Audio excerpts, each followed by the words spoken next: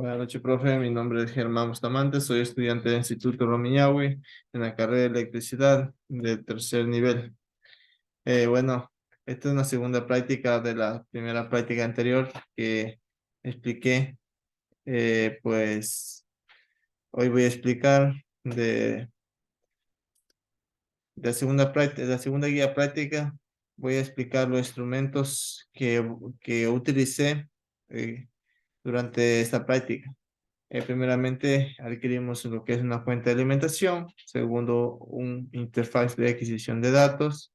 Tercero, vamos con un transformador, una carga resistiva, una carga capacitiva y una carga inductiva, en lo cual que vamos a conectar desde la fuente de alimentación, conectamos lo que es al interfaz de adquisición de datos. Luego, primeramente también, antes de nada, pues tenemos que comprobar que la fuente de alimentación esté funcionando. Prendimos, pulsamos el pulsador, tenemos que determinar que esté funcionando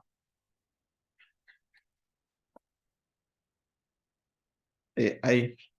Si mira que está funcionando correctamente, pues procedemos a conectar. Pero antes de conectar, tenemos que tener esto de apagado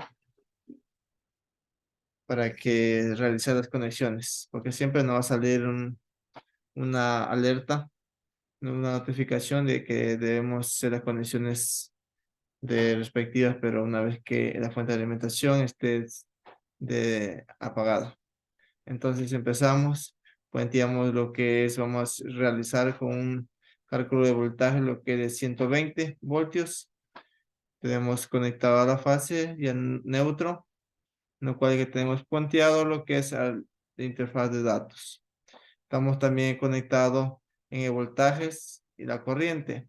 El voltaje, como tenemos una guía práctica que nos menciona que tenemos que conectar con un voltaje el devanado del transformador número 1 y el devanado número 2, en lo cual tenemos puenteado al número 1 y el número 2. Luego tenemos lo que es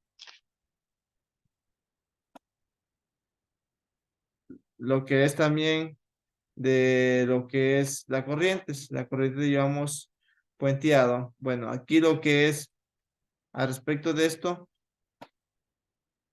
tenemos lo que en la carga resistiva tenemos puenteado lo que es una conexión en serie. Después de la conexión en serie, hablamos de la corriente a un lado de la carga resistiva, la corriente I2 de la misma manera, y de la corriente 1 también conectamos lo que es al transformador y puenteamos del devanado número 6 al otro extremo de la carga resistiva. Entonces con eso tiene que arrojarnos unos valores que tenemos que calcular en una tabla. Tenemos también que tomar en cuenta que cada uno de estos switches tiene su nivel de voltaje en ohmios. Aquí nos habla de 1200, de 600, de 300 y cada uno de esos. O sea, como en la tabla que yo tengo, nos piden que calculemos lo que es la resistencia en ohmios en 1200.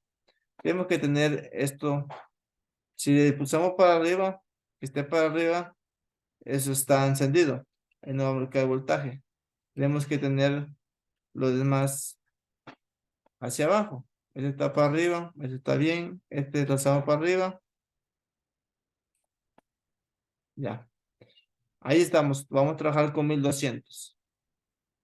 Vamos a ver el multímetro digital para ver cómo nos está. Tenemos, antes de eso también, perdón, tenemos que encender la fuente de alimentación. Prendimos la fuente de alimentación y procedemos a ver. Y trabajamos con un rango moderado de 5. Vamos en 5 nomás.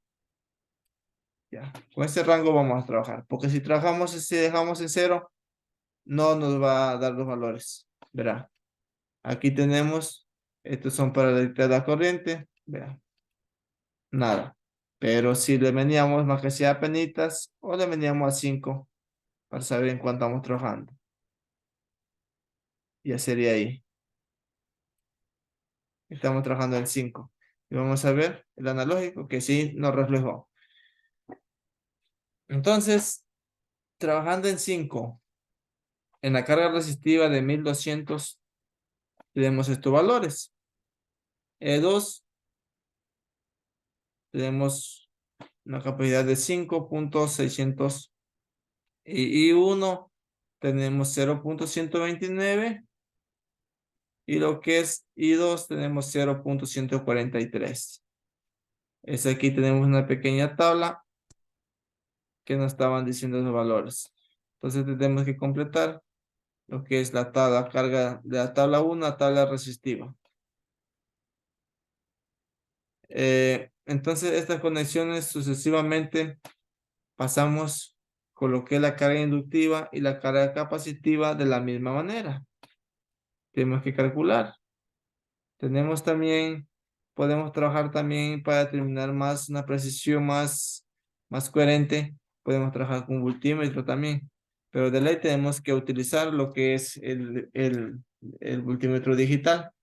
¿Por qué? Porque esto aquí nos arroja, perdón, lo que es la corriente 1, la corriente 2, 2, pero también antes de eso tenemos también que configurarlos.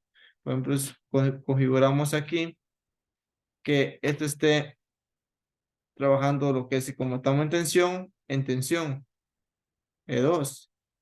Y aquí tenemos que poner lo que es CA, no CC, corriente alterna, no corriente continua.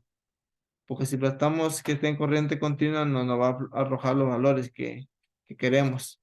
Y otro que tenemos que tener en digital, no en analógico. En analógico es diferente, es para medir otro tipo de corrientes. O sea, podemos trabajar también, pero en nuestra actividad en la práctica, en la guía práctica, no nos pide con multímetro analógico, sino con solamente digital. Entonces, una vez configurado todo eso, podemos dar replicar y aceptar y empezamos a calcular. Lo vemos aquí. Este es más completo. Es aquí podemos medir lo que es tensión, corriente, potencia, impedancia, factor de potencia, frecuencia, energía, integral de potencia real y par de velocidad y desfase, perdón. Entonces, esto tenemos que configurar. Todo esto se enciende. Si usted quiere tener prendido todo esto, pero no es recomendable porque no estamos trabajando con todo eso. Entonces, para más recomendación, pues yo siempre los apago. En caso que lo requiero, pues los enciendo de la misma manera. Entonces, esto ha sido de pequeña, esta pequeña representación a acogida de la práctica número 2. Me he traído aquí para poder repartir un poco de conocimientos y pues ya que es de una base muy fundamental, en caso de la práctica de la vida real, pues también es un poco más diferente, pero igual aquí ya tenemos lo que es una base de conocimientos de aplicar en la vida cotidiana para las labores profesionales. Esto es en cuanto a la práctica número 2. Tengo una siguiente práctica que es la 3. Espero que la próxima sea más compleja, sea más coherente y precisa para poder terminar con mucho más detalles y seguir de la misma manera, continuando con los mismos procedimientos.